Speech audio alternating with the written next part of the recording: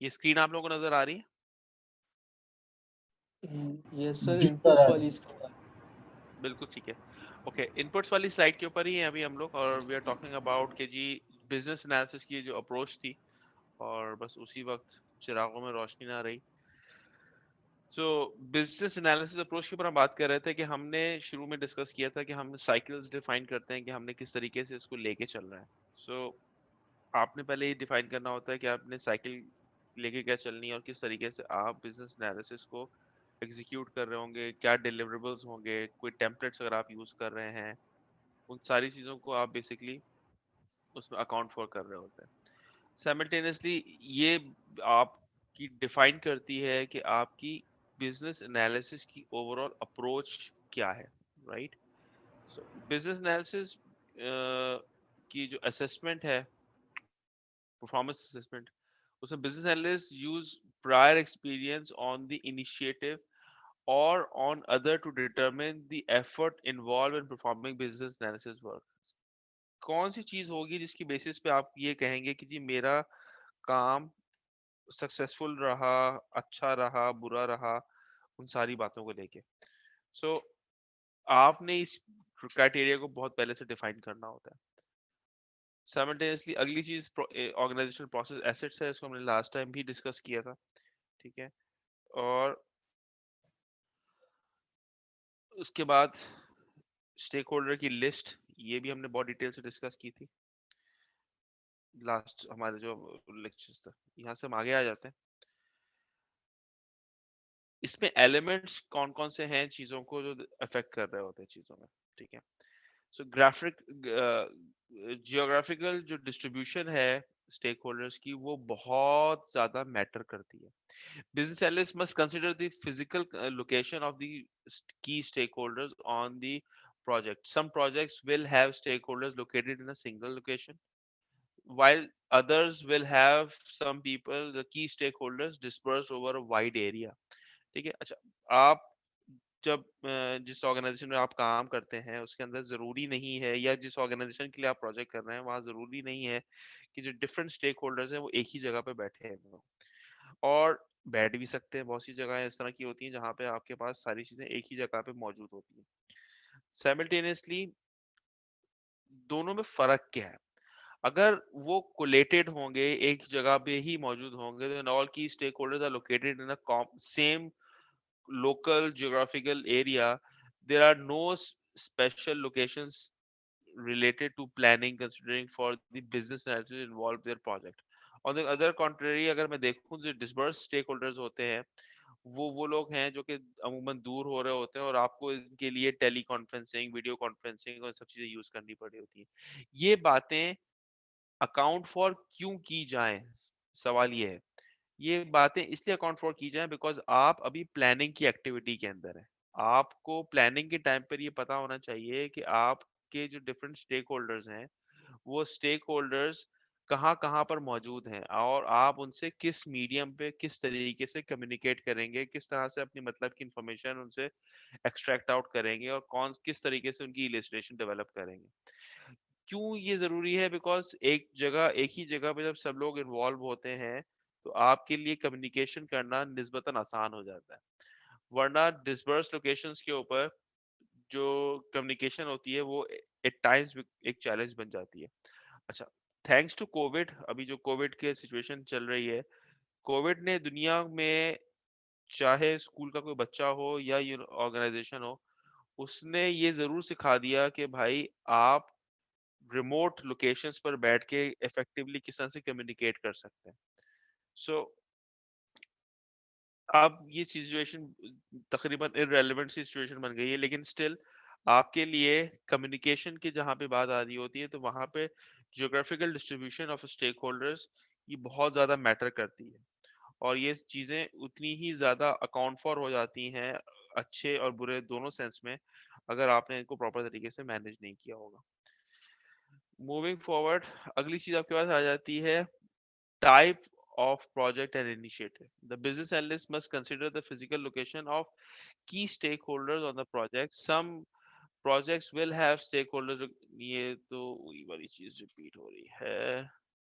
अच्छा, type of a project or initiative to which the business analyst is assigned may have significant impact on the activities that needs to be performed. Different kind of business analysis initiatives include, but are not limited to, feasibility studies, process involvement, organizational change, simultaneously कि new software development है in house अगर हम कर रहे हैं तो outsource किया हुआ है सॉफ्टवेयर को, सॉफ्टवेयर जो मेंटेनेंस एंड एनहांसमेंट है, ये सारी चीजें जो है किस तरीके से मैनेज हो रही हैं। तो आपने इन चीजों पे फोकस करना होता है कि आपका प्रोजेक्ट की नेचर क्या है। बाज दफा प्रोजेक्ट की नेचर सिर्फ फिजिबिलिटी स्टडी डेवलप करना होती है, ठीक है। बहुत सी ऑर्गेनाइजेशन सिर्फ इस बात के लिए एंगेज होती हैं कि उनको एक डिफरेंट फिजिबिलिटी के लिए, टेस्टिंग के लिए, चेकिंग के लिए इस्तेमाल किया जा रहा होता है। जैसे बहुत सी गवर्नमेंट ऑर्गेनाइजेशंस जो है इस तरह की ऑर्गेनाइजेशन को एंगेज करती हैं जहां पर वो सिर्फ और सिर्फ फिजिबिलिटी स्टडी बनाते हैं और फिजिबिलिटी स्टडी बनाने के बाद हैंड ओवर कर देते हैं। सही है। सो जैसे सड़कों के केस के अंदर होता है, डैम्स के केस के अंदर होता है कि आपकी सिर्फ फिजिबिलिटी स्टडी बनाई जा रही होती है। सॉफ्टवेयर के केस के अंदर भी बाज ऑर्गेनाइजेशन सिर्फ और सिर्फ फिजिबिलिटी स्टडी बना के दे देती हैं। सॉफ्टवेयर डेवलपमेंट जो होती है वो उसका पार्ट नहीं होता उस पूरी डिस्कशन का। सो project could be feasibility study only. Simultaneously project could be कि आपने प्रोसेस को इम्प्रूव करना है, कोई प्रोसेस इम्प्रूवमेंट की एक्टिविटी है जो आप कर रहे हैं। हो सकता है आपसे ये रिक्वेस्ट आई हो कि भाई ठीक है हम ये सॉफ्टवेयर इम्प्लीमेंटेशन कर रहे हैं सो दैट हम अपनी प्रोडक्शन को इंक्रीज कर सके, ठीक है।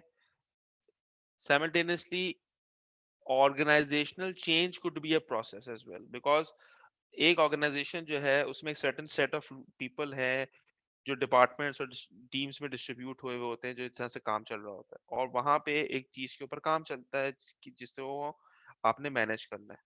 साइमल्टेनियसली एट टाइम्स आपको उस ऑर्गेनाइजेशन के स्ट्रक्चर को चेंज करने की जरूरत पड़ती है ताकि आप कोई बेटरमेंट ला सके। सो वो भी एक प्रोजेक्ट हो सकता है। जरूरी नहीं है कि हमेशा प्रोजेक्ट का आउटकम कोई सॉफ्टवेयर या इस तरह की कोई चीज हो। माइंडेड कि आप बिजनेस एनालिस्ट हैं तो इसकी वजह से ये चीजें आपके पास आएंगी। डोंट पुश योरसेल्फ इस तरह सोच के कि आप एक सॉफ्टवेयर इंजीनियर हैं और एक सॉफ्टवेयर इंजीनियर से ये सवाल किए जा रहे हैं। बिजनेस एनालिस्ट के पास इस तरह की बहुत सारे और क्वेरीज आ सकती हैं because business analyst is somebody जो कि बिजनेस के साथ एंगेज होता है, क्लाइंट के साथ एंगेज होता है और उसको इन सारी चीजों के ऊपर बहुत सारी फरमाइशों का सामना करना पड़ रहा होता है कि उसने क्या करना है और क्या नहीं करना। सो कीपिंग दैट इन माइंड जो बिजनेस एनालिस्ट होता है उसके पास ये प्रोसेस आ सकता है। साइमल्टेनियसली अगर कोई सॉफ्टवेयर है जो आप इन हाउस डेवलप कर रहे हैं that could be another project. Similarly कोई सॉफ्टवेयर है जो कि आपने डेवलप करवाना है लेकिन उसकी डेवलपमेंट आपने आउटसोर्स की हुई है या किसी कंपनी के थ्रू या किसी डेवलपर्स की कोई टीम है आउट जो कि आपकी ऑर्गेनाइजेशन का पार्ट नहीं है, उनसे अगर आप कुछ डेवलप करवा रहे हैं। साइमल्टेनियसली कोई एग्जिस्टिंग सॉफ्टवेयर है उसकी मेंटेनेंस और एनहांसमेंट की बात हो रही है। इसी तरह से जब हम सॉफ्टवेयर की डिफरेंट पैकेज की सिलेक्शंस की बात हो रही होती है बिकॉज देयर आर सिचुएशंस जहां पर आपके पास ऑर्गेनाइजेशन के अंदर एग्जिस्टिंग सिस्टम्स के अंदर सिर्फ फिजिबिलिटीज को ही चेक करना कि हम कौन से प्रोजेक्ट लेके कौन से पैकेजेस को लेके हम चीजों को एनहांस कर सकते हैं, तो वो बातें भी आ रही होती हैं। So not only system development but all the other elements जो कि चीजें आ रही होती हैं इसमें कंपैरिजंस आ जाते हैं, दूसरे और दूसरी चीजें भी आ जाती हैं। सो बिजनेस एनालिस्ट के पास इस तरह के प्रोजेक्ट्स की भी एग्जिस्टेंस हो सकती है। सो इसको सिर्फ इस नजर से जरूर ना देखिएगा कि ये एक सॉफ्टवेयर इंजीनियर के पॉइंट ऑफ व्यू से, इसको एक बिजनेस एनालिस्ट के पॉइंट ऑफ व्यू से देखिएगा बिकॉज बिजनेस एनालिस्ट जब किसी कस्टमर या क्लाइंट के साथ एंगेज होता है तो वो उनकी प्रॉब्लम्स को मद्देनजर रख के काम कर रहा होता है। सो और क्लाइंट की प्रॉब्लम इनमें से कोई सी भी हो सकती है कि वो कोई सॉफ्टवेयर वाकई डेवलप करवाना चाह भी रहे हैं या सिर्फ और सिर्फ चीजों को एनहांस करना चाह रहे हैं या कोई सॉफ्टवेयर के एग्जिस्टिंग सॉफ्टवेयर के अंदर कोई मॉडिफिकेशन करवाना चाह रहे हैं। So keeping that in mind आपके पास टाइप्स ऑफ सॉफ्टवेयर या इनिशिएटिव जो है वो project to project and organisation to organisation vary कर सकते हैं, ठीक है। सो ये चीज क्लियर है, इसमें कोई कंफ्यूजन तो नहीं है। क्योंकि यहाँ पे कंफ्यूजन इसलिए बन सकती है बिकॉज यहाँ पे मैंने आपसे आपके एग्जिस्टिंग माइंडसेट से हट के सोचने के ऊपर बात की है। ठीक है, ये क्लियर है आप लोगों को, या इसको हम थोड़ा सा और इलेबोरेट कर लें या डिस्कस कर लें?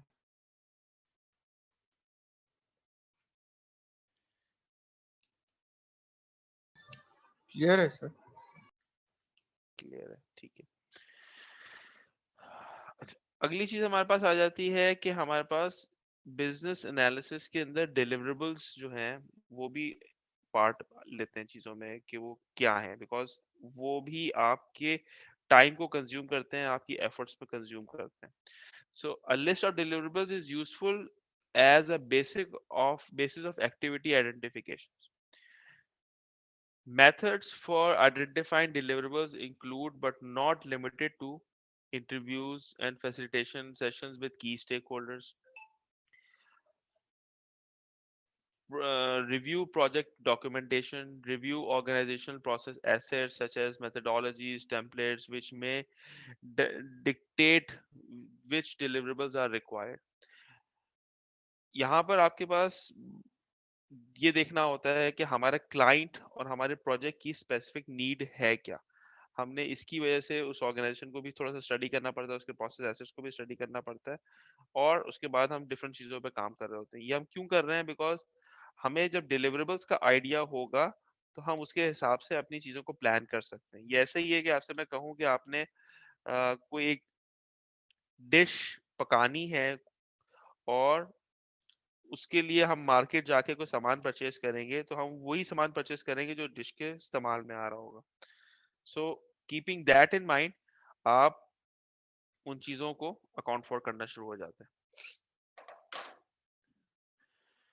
Okay, an organization which may have a standard set of deliverables or a multiple set of that are used to support different approval methodologies approved methodologies. The breakdown of deliverables may also be dependent on the technique selected by the business analyst and may include deliverables such as interview questions, meeting minutes, use case diagrams and descriptions, etc.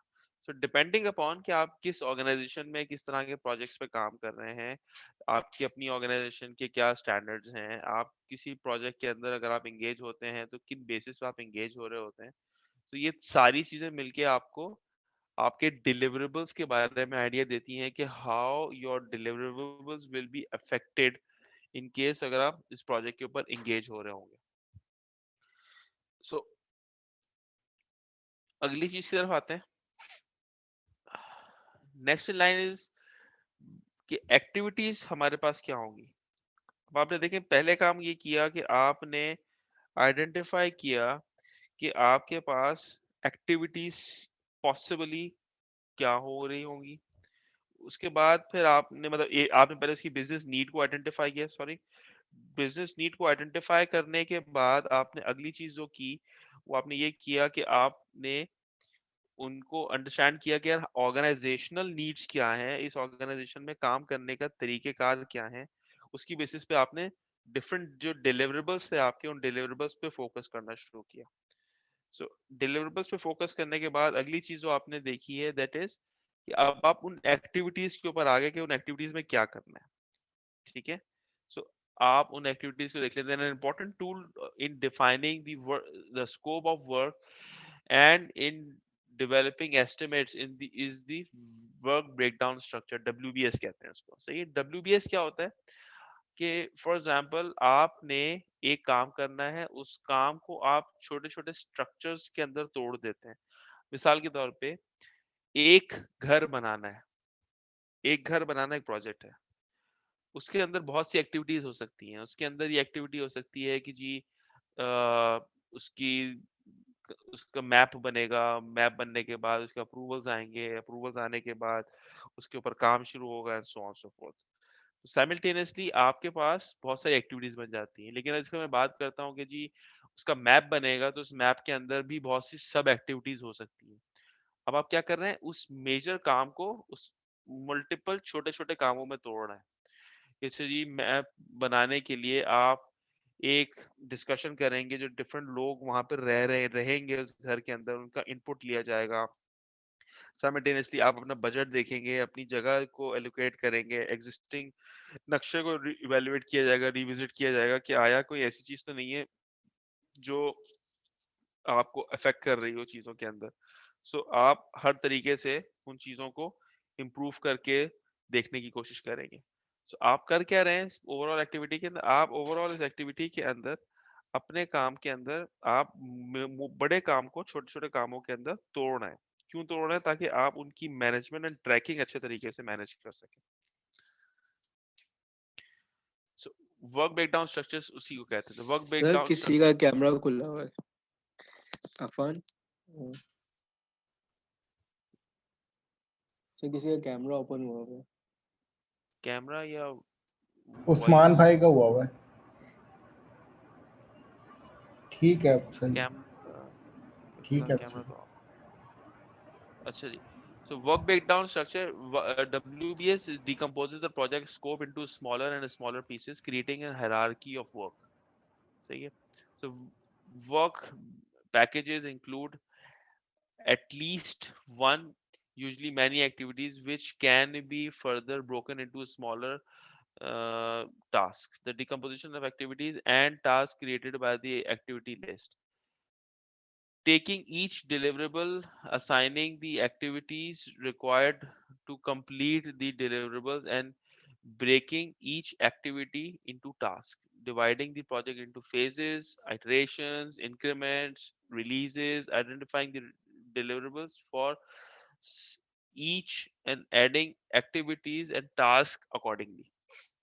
So, ये मोटे मोटे काम हो रहे होते हैं जो आप देख रहे होते हैं अपने एंड के ऊपर।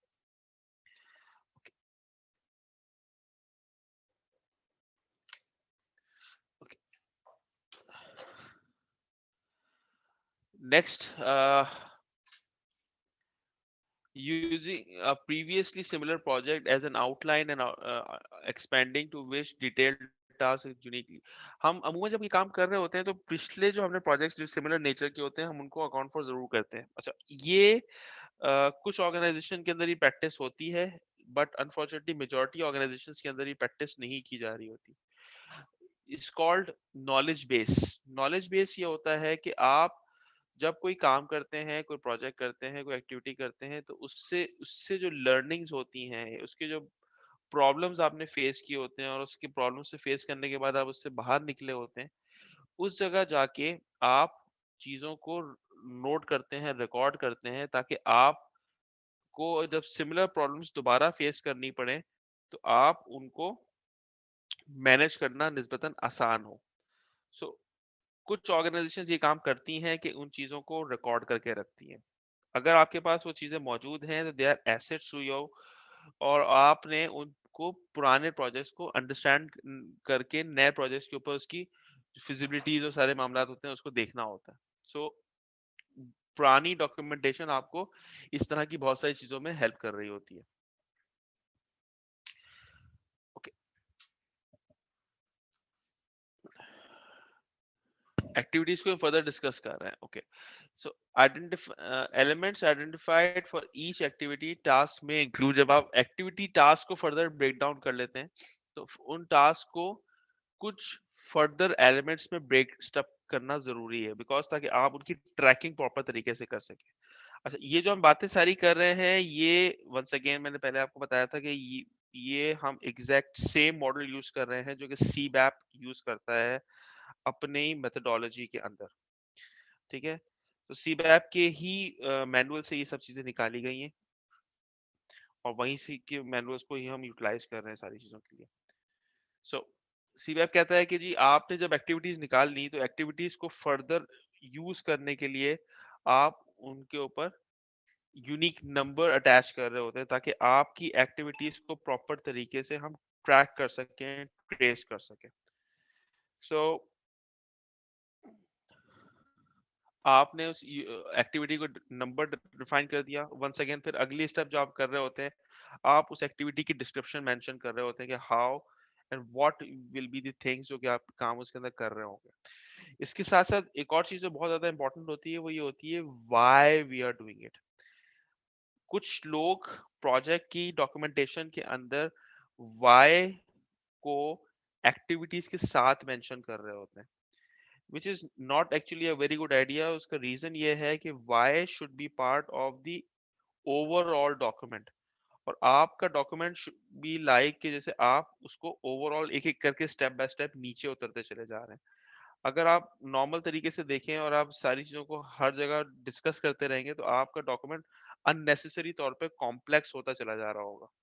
सो उस कॉम्प्लेक्सिटी को बचाने के लिए अमूमन जो वाई वाला एलिमेंट होता है कि काम आप कर रहे हैं तो कौन सा कर रहे हैं और क्यों कर रहे हैं, ये चीजें आप एक जगह डॉक्यूमेंट के अंदर मेंशन कर रहे होते हैं, रादर आप उसको हर एक्टिविटी के अगेंस्ट मेंशन कर रहे हो। और उसकी कनेक्टिविटी अगर आपने नहीं बनाई है और आपने वो सारी चीजें फिर भी लेके नहीं सही तरीके से चल रहे, तो भी आपके पास चीजें मिस आउट हो सकती है। तो ये थोड़ा सा ट्रिकी होता है कि इसको कैसे मैनेज किया जाए। तो जब डिस्क्रिप्शन की हम बात कर रहे होते हैं तो डिस्क्रिप्शन के अंदर प्रोजेक्ट की टास्क की डिस्क्रिप्शन तो अपनी जगह एग्जिस्ट करती ही करती है, साइमल्टेनियसली जो दूसरी चीजें होती हैं आपने उनको भी अकाउंट फॉर करते रहना चल रहा होता है। साइमल्टेनियसली अगली चीज आपके पास आ जाती है कि जब भी आप कोई एक्टिविटी लिख रहे होते हैं तो उस एक्टिविटी के साथ उसकी अजम्पशंस मेंशन की जाती हैं कि आप इस एक्टिविटी के लिए क्या चीजों की अजम्पशंस कर रहे हैं। फॉर एग्जांपल अभी हमने जो बात की, हमने बात की थी कि हम यहाँ से चाइना बॉर्डर जा रहे हैं और खुजदार का हमने एक इरादा बनाया था।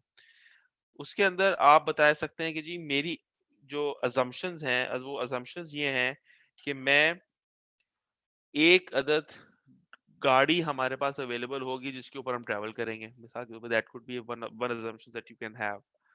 साइमल्टेनियसली आपके पास अगली चीज जो आ सकती है वो ये आ सकती है कि कौन सी चीजें हैं जो कि आपको मिड वे जिनकी जरूरत पड़ सकती है और आप उनको एज एन अजम्पशन लेके चल रहे हैं। आपके पास time could be one assumption as well, कि आपने उसकी बेसिस पे कहा कि अच्छा भाई टाइम जो है वो हम अकाउंट फॉर करेंगे, बिकॉज अगर टाइम हो गई नहीं तो हम ट्रैवल भी नहीं कर पा रहे होंगे।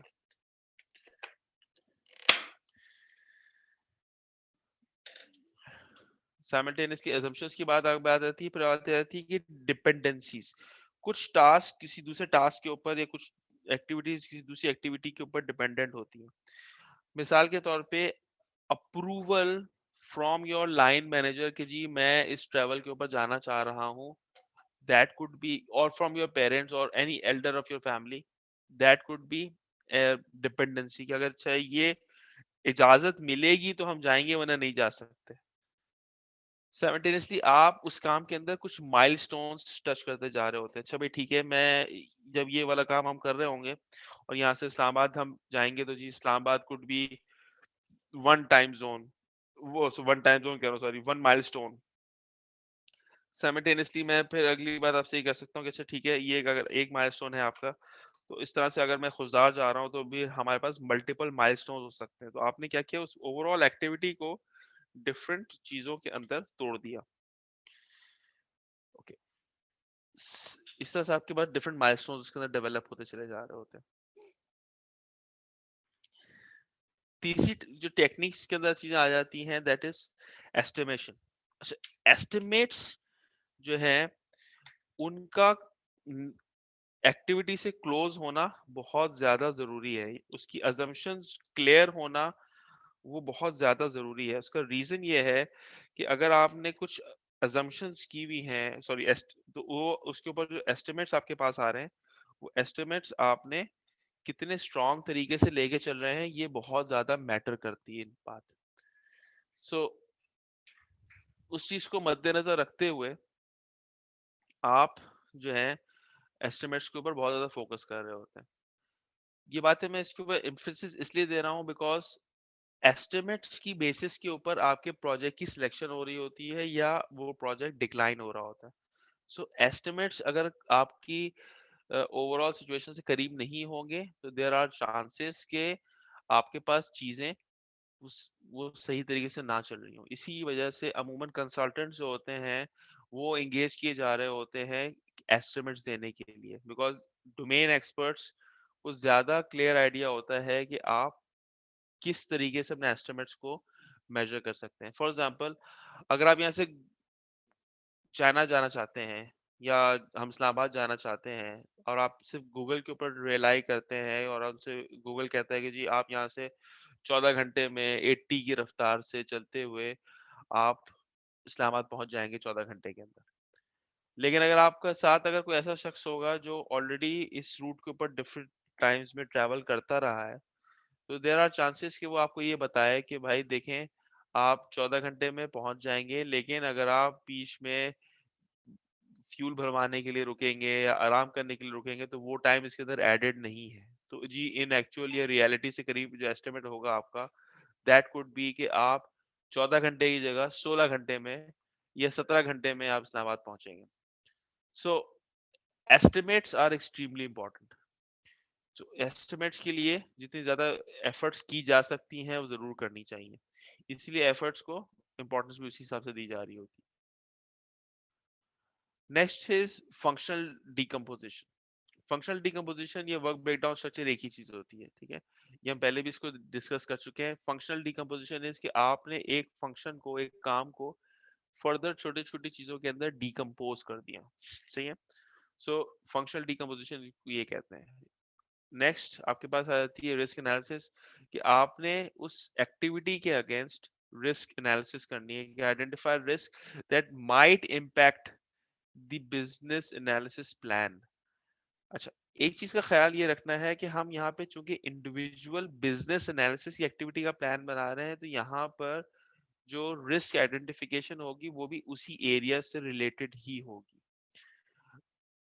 क्यों वहां तक महदूद रखा जाएगा? बिकॉज हर प्लान के साथ उसका रिलेटेड रिस्क एनालिसिस अलग से ही मैनेज हो रहा होता है और बाद में उनको आपस में एक साथ जोड़ दिया जाता है। जिस तरह से बिजनेस एनालिसिस का प्लान, डेवलपमेंट का प्लान, टेस्टिंग का प्लान, ये सारे प्लान मिलाकर ही एक ओवरऑल आप सॉफ्टवेयर का प्लान बना रहे होते हैं या प्रोजेक्ट का प्लान बना रहे होते हैं। सो उस पर्सपेक्टिव से अगर देखा जाए तो आप जो रिस्क एनालिसिस आप कर रहे होते हैं, उस रिस्क एनालिसिस के अंदर भी आप इसी तरह से लेके चल रहे होते हैं। सो आपने रिस्क एनालिसिस की और उसके बाद आपने इसमें ये देखना है कि कौन कौन सी चीजें हैं जो कि काम में इफेक्ट कर सकती हैं। आप जिस स्टेक होल्डर से मिलने के लिए जा रहे हैं या जिनसे आप बात कर रहे हैं, जिनसे आप जो इन्फॉर्मेशन ले रहे हैं, वो इन्फॉर्मेशन आपको नहीं मिल पा रही बिकॉज ये एक रिस्क हो सकता है कि जी जो स्टेक होल्डर है वो आपके टाइम के ऊपर अवेलेबल ना हो। सेकंड एक चीज जो ये हो सकती है कि आपके पास जो डिफरेंट इम्पैक्ट्स के ऊपर हम पहले डिस्कशन कर रहे थे, आपके पास कोई इस तरह का इम्पैक्ट आ रहा हो या किसी स्टेक होल्डर की ये अंडरस्टैंडिंग चल रही हो कि जी ये तो प्रोजेक्ट ही यूजलेस है, तो मैं इस पे एफर्ट लगा के क्या करूं, तो आपको वो देते हुए भी इंफॉर्मेशन नहीं दे रहा होगा बिकॉज उसको ये डाउट होगा कि यार मैं इंफॉर्मेशन दे दूंगा तो भी कोई फायदा तो होने वाला नहीं है, तो मैं अपनी एफर्ट क्यों लगाऊं। So that could be a risk factor. जब आप रिस्क की बात करते हैं तो आप उसकी मिटिगेशन के बारे में भी बात करते हैं कि अच्छा जी अगर इस तरह की सिचुएशन होगी तो मैंने क्या करना है, वो सब चीजें। सो बेसिकली किसी भी प्लान के अंदर जब हम रिस्क प्लानिंग करते हैं या रिस्क की एनालिसिस करते हैं, तो एक तो हम उसके पॉसिबल जो उसकी प्रोबेबिलिटी होती है उसको देख रहे होते हैं, उसके इम्पैक्ट को देखा जा रहा होता है, और ये देखा जा रहा होता है कि जी ठीक है, गॉड फॉरबिड अगर ये रिस्क अकर हो जाता है, ये प्रॉब्लम अगर हो जाती है, तो उस वक्त उस सिचुएशन से बाहर निकलने का तरीकेकार क्या होगा। ठीक है। सो आप हर काम के लिए, हर प्लान के अंदर जो रिस्क प्लान होता है वो आप ऐड कर रहे होते हैं। ओके, स्टेक होल्डर्स के बारे में हम पहले भी पढ़ चुके हैं। स्टेक होल्डर्स मल्टीपल होते हैं। Domain subject matter experts may be able to recommend other business experts to assist the defining the requirements। ठीक है, आप जब किसी प्रोजेक्ट को किसी एरिया के लिए कर रहे हैं, फॉर एग्जांपल आज से पहले आपने बैंकिंग सॉफ्टवेयर नहीं बनाया, तो आप अगर किसी बिजनेस कंसल्टेंट को अपने साथ एंगेज करते हैं, वो ऐसे शख्स को एंगेज करते हैं जो ओवरऑल बैंकिंग सॉफ्टवेयर को अच्छे तरीके से समझ सकता है। सो वो आपको डिफरेंट दूसरे स्टेक होल्डर्स की आइडेंटिफिकेशन में हेल्प कर सकेगा कि आप इनके साथ एंगेज हो और इनके साथ एंगेज होने से आपको ये फायदा होगा और ये नुकसान हो रहा होगा। Simultaneously implementation subject matter experts ये होते हैं कि वो लोग जो उस प्रोजेक्ट की इम्प्लीमेंटेशन के अंदर काम जिनका हो चुका हो। अच्छा, इम्प्लीमेंटेशन और सब्जेक्ट की एक्सपर्टीज रखना, ये एक चीज भी कंसिडर की जा सकती है और अमूमन अलग अलग चीजें ही कंसिडर की जाती हैं वैसे। अच्छा, इसका मतलब क्या है? इसका मतलब ये है कि एक शख्स की हम बात कर रहे हैं कि भाई बिजनेस एनालिसिस के लिए मुझे किन किन लोगों से बात करनी चाहिए, तो वो एक एक्सपर्ट है जो कि मुझे बता रहा है कि भाई देखें मेरा पास एक्सपीरियंस इस तरीके से है, तो आपको इन इन लोगों से बात करनी चाहिए। जब प्रोजेक्ट रोल आउट बन जाता है तो उसको रोल आउट करना ना जो है वो इटसेल्फ एक बहुत बड़ा काम होता है, उसकी इम्प्लीमेंटेशन जो होती है वो इटसेल्फ एक चैलेंजिंग काम होता है। सो उसको मद्देनजर रखते हुए इम्प्लीमेंटेशन के subject matter experts can also B separately used, जो कि आपको हेल्प कर रहे हो चीजों को एग्जीक्यूट करवाने के लिए। Okay, next stakeholder possible हमारे पास हो सकता है, that is a project manager. May be able to identify and recommend stakeholders in the context of a project with a designated project manager. Reliability of a stakeholder identification and management must be shared with the project manager. The business analyst and the project manager should collaborate on performing this task. The project manager is accountable for ensuring that the project team meet commitments made by the stakeholders, managing an assignment of stakeholders and project tasks, and their involvement in the execution of the project, and ensuring that changes that impact the project scope are appropriately managed and approved. The business analyst will also assist the project manager in defining which project team member should be involved in developing, reviewing, approving business analysis deliverables. अच्छा, I think that was self explanatory, इसके अंदर कोई further चीजें है नहीं। जो project manager की हम बातें पहले से करते चले आ रहे हैं या बिजनेस एनालिसिस की बात करते शुरू से आ रहे हैं, आई थिंक उन्हीं बातों को उन्होंने यहाँ पे सम अप किया है। सो नेक्स्ट स्टेक होल्डर हमारे पास आ जाते हैं टेस्टर। वे be able to identify recommended stakeholders.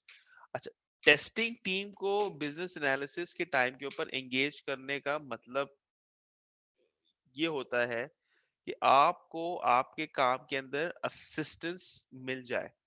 अच्छा, क्यूए के लोग अमूमन बिजनेस एनालिस्ट को की सपोर्ट बहुत अच्छे तरीके से कर सकते हैं। उसका रीजन ये है कि जिस तरह एक बिजनेस एनालिस्ट के पास उसी सॉफ्टवेयर का एक वाइडर बिजनेस एंगल या वाइडर बिजनेस व्यू अवेलेबल होता है, उसी तरह से जो टेस्टिंग टीम होती है वो भी उसको उसी तरीके से देख रही होती है।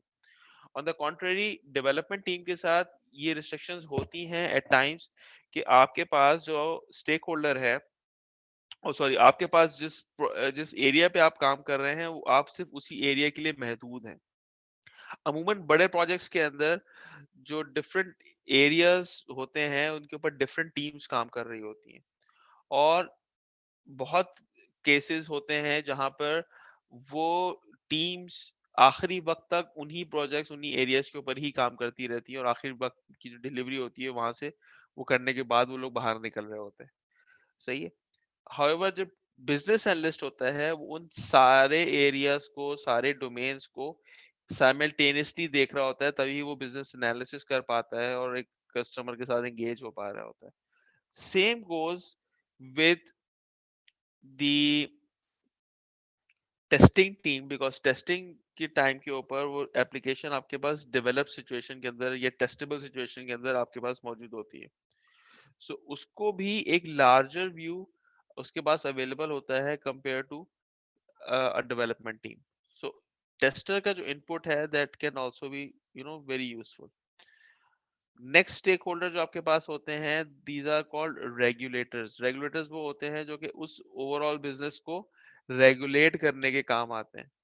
जैसे क्रिकेट के अंदर पीएससी हमारे पास है, जो कि पाकिस्तान क्रिकेट बोर्ड जो है पीसीबी, वो एक रेगुलेटर है। बैंकिंग केस के अंदर स्टेट बैंक जो है इट्स अ रेगुलेटर। ऑर्गेनाइजेशंस के अंदर एससीसीपी है, security exchange commission of Pakistan है, जो कि एक रेगुलेटर है। सो आप रेगुलेटर से भी अगर मिल सकते हैं, that is also useful, because regulator आपको बता सकता है कि आपको किन स्टेक होल्डर्स के साथ किस तरीके से टाइम गुजारना चाहिए और किन लोगों को अपने साथ एंगेज रखना चाहिए, क्योंकि उनका तो ओढ़ना बिछोना ही ये है कि वो चीजों को इम्प्लीमेंट करवा रहे होते हैं एज पर the instructions given by the authorities. अच्छा, last but not the least, आपके पास जो sponsor could be another stake holder, और ये वो शख्स होता है जो कि ओवरऑल प्रोजेक्ट को स्पॉन्सर कर रहा होता है। इसके साथ भी डिस्कशन करने के बाद आप आइडेंटिफाई करवा सकते हैं कि कौन सा बंदा और किस लेवल का बंदा है जो मेरे इन सवालों के जवाब दे सकता है। तो इस पर्सपेक्टिव से स्टेक होल्डर के अंदर आपके स्पॉन्सर जो हैं उनकी एंगेजमेंट भी आपको बहुत ज्यादा मैटर कर रही होती है। ओके,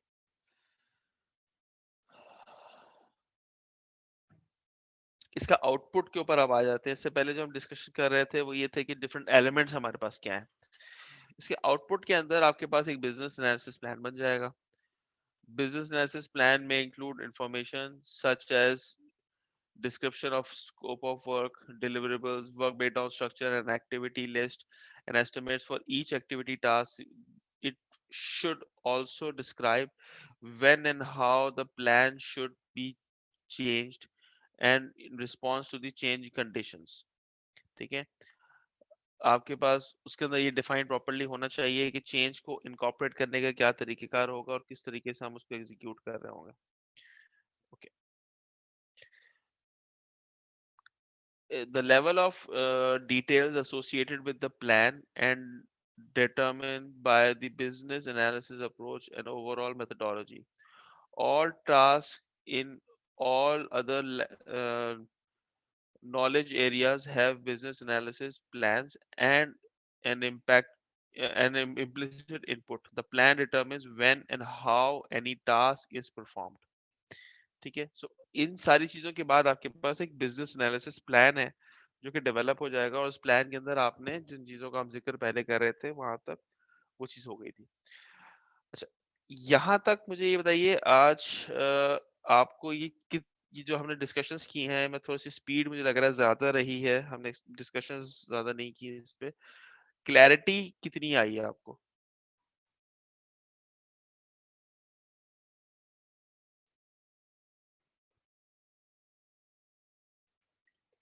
आप लोगों को आवाज आ रही है?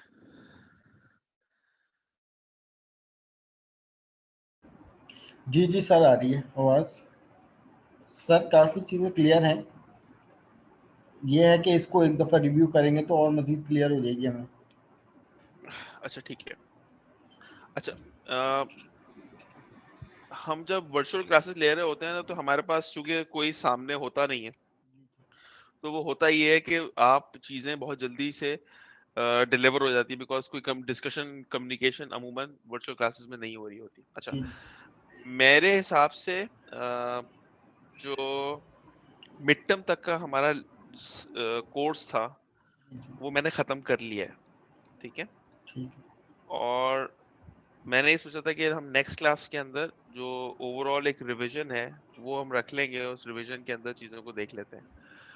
सो अब आप लोग बताइए कि हम आगे अगले लेक्चर्स की तरफ मूव कर जाएं या पुराने लेक्चर्स को एक दफा रिव्यू कर लें ताकि मिड टर्म्स के अंदर आपको आसानी हो जाए। अच्छा सर, ये मिड टर्म में मतलब पेपर आएगा किस तरह, मतलब आपने जो कंटेंट पढ़ाया है